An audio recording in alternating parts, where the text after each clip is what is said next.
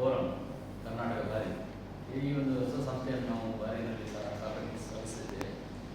ಹಾಗೆ ಕರ್ನಾಟಕದಲ್ಲಿ ಕೂಡ ಅನಿವಾಸಿ ಸೆಲ್ ಕೋಶ ಅಂತ ಒಂದು ಸಂಸ್ಥೆ ಇದೆ. ಅದರ ಅಧ್ಯಕ್ಷರು ಮುಖ್ಯಮಂತ್ರಿ ಸಿದ್ದರಾಮಯ್ಯ, ಉಪಾಧ್ಯಕ್ಷರು ಆರತಿ ಕೃಷ್ಣ. ಅದರ ಒಂದು ಘಟಕವಾಗಿ ನಾವು ಬಾರಿನಲ್ಲಿ ಈ ಒಂದು ಸಂಸ್ಥೆಯನ್ನು ಸ್ಥಾಪಿಸಿದ್ದೇವೆ.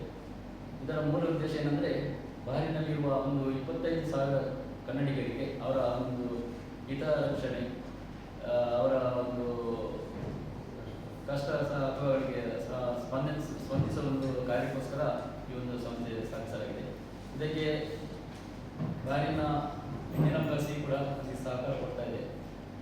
ಅದೇ ರೀತಿ ಕರ್ನಾಟಕ ಸರ್ಕಾರ ಕೂಡ ನಮಗೆ ಸಹಕರಿಸಿದ್ದಾರೆ. ಇದರಿಂದ ನಮಗೆ ಬಾರಿನಲ್ಲಿ ಕನ್ನಡಿಗರ ಒಂದು ರಕ್ಷಣೆ, ಅವರಿಗೆ ಆಗುವಂಥ ಸಮಸ್ಯೆಗಳನ್ನು ನಿವಾರಿಸುವ ಒಂದು ಉದ್ದೇಶ. ಅದರ ಜೊತೆಗೆ ಈ ನಾಡಿದ್ದು ಒಂದು ಜನರ ಹತ್ತಕ್ಕೆ ನಾವೊಂದು ಕಾರ್ಯಕ್ರಮ ಇಟ್ಕೊಂಡಿದ್ದೀವಿ, ಸಮಾವೇಶ ಕರ್ನಾಟಕ ಸಂಗಮ ಅಂತ ಒಂದು ಕಾರ್ಯಕ್ರಮ ಇಟ್ಕೊಂಡಿದ್ದೇವೆ.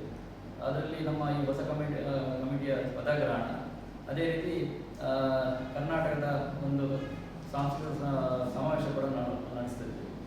ಈ ಕಾರ್ಯಕ್ರಮಕ್ಕೆ ಗಣ್ಯರು ಬರ್ತಾ ಇದ್ದಾರೆ.